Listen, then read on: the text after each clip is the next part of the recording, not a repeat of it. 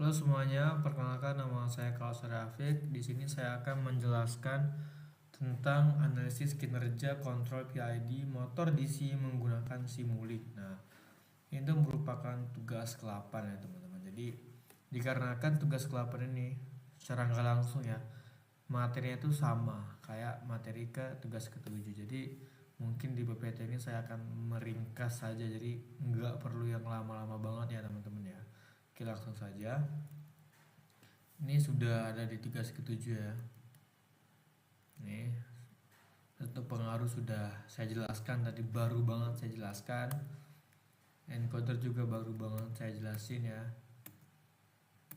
Nah, mungkin low pass ya belum ya. Jadi sini saya akan menjelaskan tentang low pass filter. Jadi low pass filter tuh atau bisa disebut LPF ya. Untuk biasanya kalau di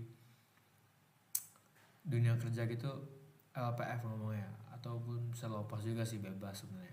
Di LPF atau low pass filter itu merupakan rangkaian penyaring sinyal yang berfungsi melewatkan komponen frekuensi rendah dan meredam komponen frekuensi tinggi. Nah, jadi apa ya? Ya gitulah intinya. Nah, jadi pada sistem motor DC, sinyal kecepatan yang diperoleh dari encoder tuh seringkali mengandung noise yang kayak gini-gini ya. Akibat getaran mekanik, gangguan listrik, maupun spek sinyal. Oleh karena itu, LPF digunakan untuk menghaluskan sinyal kecepatan sehingga hasil pembacaan menjadi lebih stabil. Nah, dalam sistem kendali motor DC, LPF itu memiliki peran penting dalam meningkatkan kualitas sinyal umpan balik dari encoder. Nah, penyaringan sinyal ini tuh membantu mengurangi noise yang dapat menyebabkan respon controller PID menjadi tidak stabil atau berosilasi dengan sinyal yang lebih halus.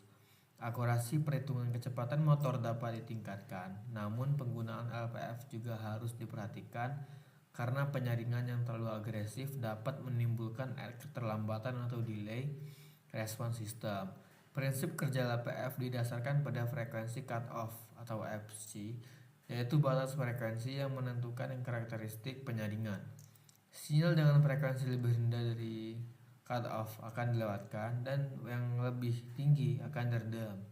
Pemilihan nilai frekuensi cut-off yang tepat menjadi faktor penting agar noise dapat dikurangi tanpa mengorbankan respon dinamis sistem kendali.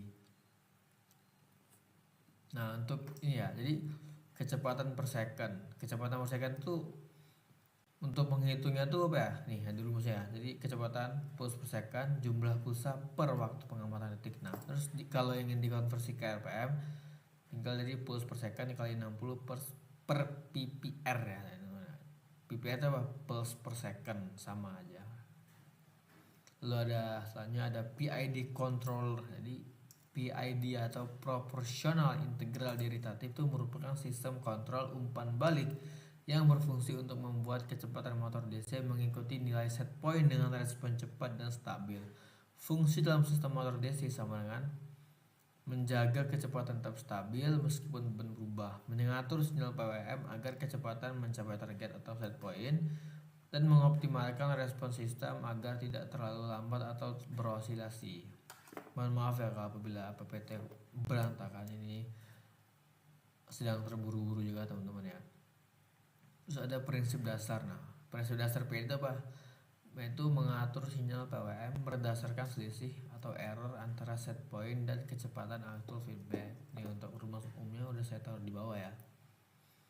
Untuk kesimpulannya sebenarnya sama saja teman-teman ya, sama saja seperti tugas ke-7, tapi di sini akan saya bacakan sedikit. Jadi kontrol PWM tuh pada motor DC di simulator itu digunakan untuk mengatur kecepatan motor dengan memodifikasi nilai duty cycle dari sinyal kendali.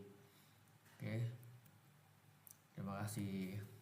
Untuk penjelasan angkanya akan saya jelaskan selanjutnya teman-teman. Oke, di sini saya akan menjelaskan video ke-8 atau tugas dasar sistem kontrol dari tugas mata kuliah dasar sistem kontrol ya teman-teman ya. Jadi di rangkaian ini tuh wah rumit sekali teman-teman ya. Sangat rumit ya, sangat rumit, dan di sini saya akan menjelaskan saja tanpa mensimulasikan. Tapi tenang saja, nanti ada apa ya? Sedikit hasil lah, hasil dari praktikum di mana akan menggambarkan gelombang dan perputaran DC atau motor DC, teman-teman. Jadi, oke, akan saya jelaskan. Jadi di rangkaian simulink ini tuh sistem ya. Jadi semua blok-blok ini merupakan sistem tuh bekerja sebagai kecepatan kontrol motor DC. Perlu digarisbawahi motor DC tertutup yang dimana menggunakan encoder dan PID berbasis Arduino. Nih teman-teman, ini Arduino ya. Jadi Arduino itu sangat berpengaruh lah untuk keseluruhan ini ya teman-teman ya. Karena menggunakan Arduino, sistem Arduino. Jadi encoder nih pada pin 1 dan pin 2. Ini pin 5 dan pin 6 ya. Nah, pin 1 dan pin 2 adalah. Jadi pin 1 dan 2 tuh membaca pulsa putaran motor. Kemudian nilai encoder saat ini dibandingkan dengan nilai sebelumnya untuk mendapatkan perubahan pulsa dan selang waktu sehingga dapat dihitung, difilter agar lebih stabil sebelum sebelum kecepatannya itu bagus banget loh. Kemudian filter agar kecepatan bukan bukan bagus sih, agar lebih stabil lah kalau dibandingkan dengan kecepatan set point kecepatan gitu. Nah, selisih antara kecepatan aktual dan set point itu diproses oleh kontrol PID untuk menghasilkan sinyal PWM. Nilai PWM itu apa ya? Menentukan besar kecepatan sekaligus arah putaran motor melalui dua pin PWM Arduino. Nah, dan apa ya? Adalah beberapa blok tuh menggunakan apa ya? Digunakan untuk menampilkan data encoder, kecepatan error dan OPM sehingga motor tuh dapat mengikuti set point secara otomatis dan stabil.